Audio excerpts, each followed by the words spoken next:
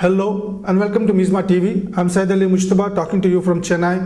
Today we are talking about democracy in Burma and we have an interesting guest in the studios, Colonel Hariharan. Welcome to the show. Hello. No, sir, what I wanted to know from you is that there would be some kind of a facade of democracy coming to Burma, with the new elections being held in 2010. So there will be some kind of a military controlled government will be there. But will that facade government or the military government is going to solve the problems of Burma, which are multifarious actually from the ethnic front, national integration, poverty, so many problems are there. Will that new government, that is the expectation from the people. I believe firmly that people's problems can be solved only when there is people's participation, not by guys I have been a man in uniform. He is not the Almighty who can decide how the country will be run. The country, as a matter of fact, has been ruined by the military running the whole thing. And I don't see any reason how just because you hold election and have representatives, even that the constitution I'm not very clear, because the powers have not been defined of the National Assembly and the Union Assembly. Who will do what will be the state and the central union relations, or between the state and the region. If the constitution says they will be on par, if state and regions are on par, why call them state and region? A lot of confusion. I think the whole thing is contrived to make a perpetual stay like General Suharto did in Indonesia. You might remember he had that Golkar body formed and gave a perpetual representation. For instance, 25% of state and national assemblies will be nominated by the army chief. Yes.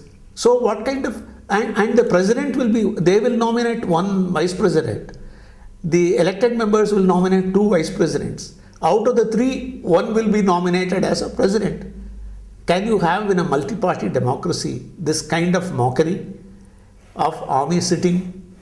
No, one more thing. Here the role of National League for Democracy, which had a landslide victory in 1990 election, and its leader, the iconic figure, Aung San Suu Kyi, the Nobel laureate. In fact, after Nelson Mandela, she is the only figure right now in the world of reversion all over the world actually. She has been debarred from the election. So, what kind of election this would be when, people are expecting that she should come and take over the reins of the government? This purposely they have introduced that 10-year rule, and the rule I will give you a simple example. Why go to Aung San Suu Kyi? At least she is a very big leader who led the movement from the front. I can understand their wrath against her. But take student leaders, they have been handed out 65 years sentence for running websites and protesting. 65 years, even murderers don't get that. And now for the one comedian, they have reduced from 65 years, they have reduced it to 35 years life sentence because he lampooned the leadership on the media.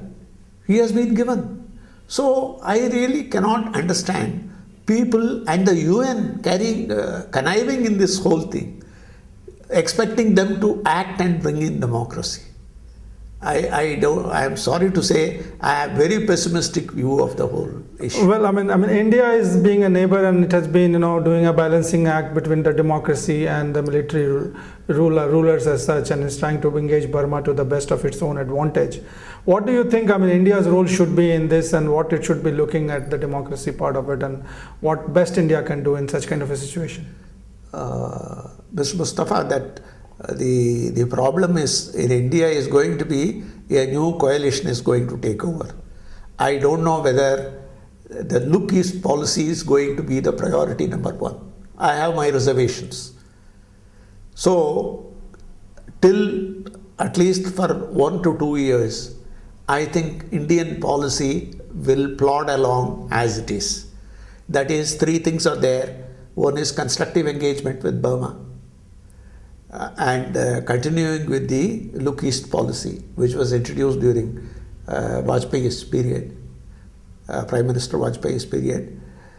And these have not, we have not been reacting to events as urgently. Either we should be proactive and take policy initiatives, or react to events smartly and quickly. We have not been doing this. Unfortunately, our leaders have taken Myanmar out of focus from their sights. Among all neighbors, I feel my heart goes out to Myanmar for this simple reason, where they deserve, because they have historical relationship with India right from the freedom struggle days. It has been somehow wished away. So India is going to be preoccupied with a number of other things. Nepal is in a ferment. Sri Lanka is, nobody knows what is going to happen in Sri Lanka. And Pakistan, the democracy is struggling to live. And what will be India's attitude, new government's attitude to the sort of unresolved issues relating to Pakistan? Nobody knows. So among all these priorities, I don't know whether they will evolve any new policy initiatives. I'm sure that new government will be looking at the democracy in Burma, coming up the democracy in Burma with great interest. What is your impression that the new government should, have in its priority as far as Burma is concerned? I think India has a leverage which will be downgraded because China is offering a very big $50 billion bailout, economic bailout for the ASEAN countries. And I am sure Burma will benefit. Burma and Thailand and a few other countries. And so that much it will be downgraded. So what I say is we should take up our projects much more seriously so that you build some sort of a leverage. I don't know how far you can do that, how much it depends upon Government of India's genius. And at the same time, bring pressure on the Myanmar government to see the light of the day. And I don't know why we should not say in public, Myanmar is not, the military government is not going to increase or decrease their support just because you make a statement.